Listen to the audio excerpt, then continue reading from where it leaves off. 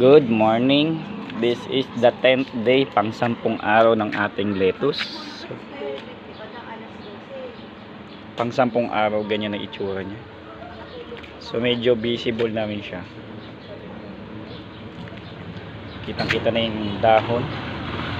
4 na dahon. Pang 10 araw ng aming lettuce. Ayan. Ito yung sa bagong display area. 4 na dahon, malinaw na malinaw. Lumalaki na yung mga dahon niya. Dati maliliit.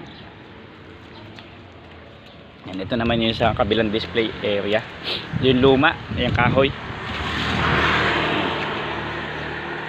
So dito, medyo maliit pa. Hindi kasi laki nung nasa kabila.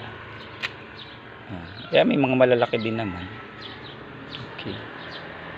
So yan yung update sa ating ika-10 araw ng, akala ko walang laman. Mayroon naman. Ika-10 araw ng ating lettuce, no? So yan ang itsura niya. 10th day. So medyo lumapad na yung 4 na dahon, lumaki-laki na siya. No, lettuce yan, Olmeti variety. Yan. Okay, yan, naglalaki yan ng dahon niya.